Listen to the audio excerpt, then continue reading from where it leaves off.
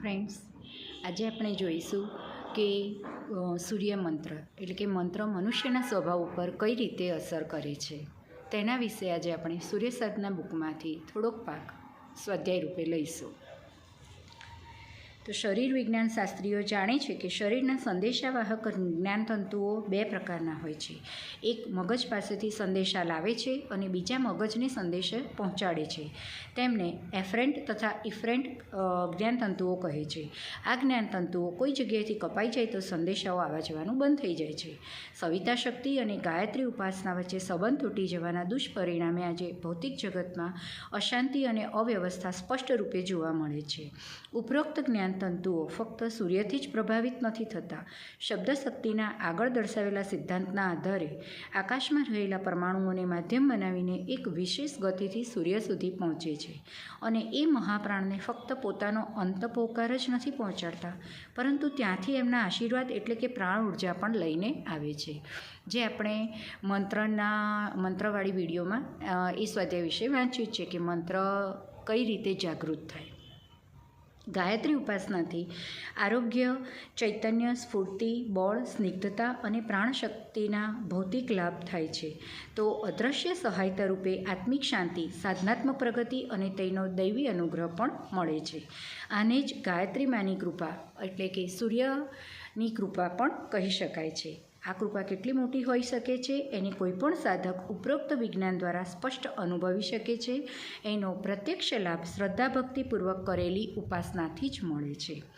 જેવી રીતે અગ્નિ વિના ભોજન બનાવી શકાતું નથી, એવી જ રીતે સૂર્યના સમન્વય વિના કોઈપણ સ્તરની ઉપાસના થઈ શકતી નથી.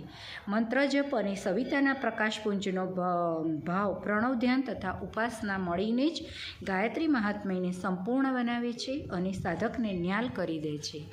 વિજ્ઞાનનો એ નિયમ છે કે ઊંચી સપાટી અથવા વધારે શક્તિ તરફથી પ્રવાહ નીચી સપાટી અથવા ઓછી શક્તિવાળા કેન્દ્ર તરફ વહે છે. જ્યાં સુધી તે બંને સરખા ન થઈ જાય ત્યાં સુધી તે પ્રવાહ વહેતો જ રહે છે. એટલે આપણને ખબર છે કે બધું ઢાળ બાજુ જ જતું હોય, પણ જ્યારે બધું એક લેવલે આવી જાય પછી એ પ્રવાહ બંધ થઈ જાય છે. તો ગાયત્રી દ્વારા પ્રાપ્ત સિદ્ધિઓ એ જ પ્રકારની પ્રક્રિયા છે. જ્યાં સુધી મનુષ્યનું ભૌતિક શરીર સૂર્યની ચેતનાની જેમ સર્વવ્યાપી, સર્વદર્શી અને સર્વસમર્થ ન થઈ જાય ત્યાં સુધી સૂર્ય સાધકને સાધના દ્વારા શક્તિ આપતો રહે છે. કેટલું સરસ! તે જળવાયુ, લોકોના સ્વાસ્થ્ય તથા મનની વાતો જાણવાનું સામર્થ્ય મેળવી લે છે. એનાથી પણ વિશેષ સૂક્ષ્મમાં સૂક્ષ્મ ગતિવિધિઓ અને શક્તિઓનો સ્વામી બની જાય છે, જેનું અહીં વર્ણન કરવું શક્ય જ નથી. એટલે કે ફ્રેન્ડ્સ, આપણામાં જ શક્તિ પડેલી છે, પણ સૂર્ય દ્વારા આપણે શક્તિને ઉજાગર કરવાની છે. સ્વભાવ, સંસ્કાર, ઈચ્છાઓ, ક્રિયાશક્તિ એ બધું આ પ્રકાશ અણુઓનો જ ખેલ છે. આપણે જાણીએ છીએ કે પ્રકાશનો એક અણુ એટલે કે ફોટોન પણ કેટલાય રંગના અણુઓ ભેગા થવાથી બનેલો હોય છે.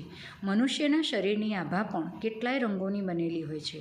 વિખ્યાત વૈજ્ઞાનિક ડૉક્ટર જે.સી. ટ્રસ્ટે અનેક રોગીઓ, અપરાધીઓ અને સામાન્ય તથા શ્રેષ્ઠ વ્યક્તિઓનું સૂક્ષ્મ નિરીક્ષણ કરીને તારણ કાઢ્યું કે જે મનુષ્ય જેટલો શ્રેષ્ઠ તથા સારા ગુણવાળો હોય છે તેના પ્રકાશના અણુઓ દિવ્ય તેજ અને આભાવાળા હોય છે, જ્યારે અપરાધી અને રોગી વ્યક્તિઓના પ્રકાશ અણુ ક્ષીણ અને અંધકારપૂર્ણ હોય છે. એમણે ઘણા માણસોના કાળા ધબ્બાઓને પોતાની દિવ્ય દ્રષ્ટિ વડે જોઈને તેમના રોગી અથવા અપરાધી હોવાની વાત લોકોને જણાવી હતી. અને તેમણે સાબિત કરી બતાવ્યું હતું કે રોગી અને અપરાધી વૃત્તિઓ કાળા રંગના અણુઓનું પ્રતિફળ છે. મનુષ્યમાં જ્યાં સુધી એ દૂષિત પ્રકાશ અણુઓ હાજર હોય છે ત્યાં સુધી ઈચ્છવા છતાં તે પોતાના સ્વભાવમાં પરિવર્તન કરી શકતો નથી. તો ફ્રેન્ડ્સ, આ એવું છે કે અધ્યાત્મ જે છે એ અને સાયન્સ બંને એકબીજાને પૂરક જ છે. આપણે અધ્યાત્મની રીતે વિચારીએ પણ ઘણાને એમ થાય છે કે એનો પુરાવો શું, તો આપણને એ પણ સમજાવ્યું છે કે સાયન્ટિફિકલી બી એ પ્રૂવ થયેલું જ છે કે બધું સૂર્યશક્તિથી જ બધું ચાલે છે. પણ એ બહાર આવી રહ્યું છે હવે, અને આપણે એનો વધુમાં વધુ લાભ લઈએ અને આપણા પ્રકાશ અણુઓને ઉજ્જવળ બનાવીએ. જય ગુરુદેવ.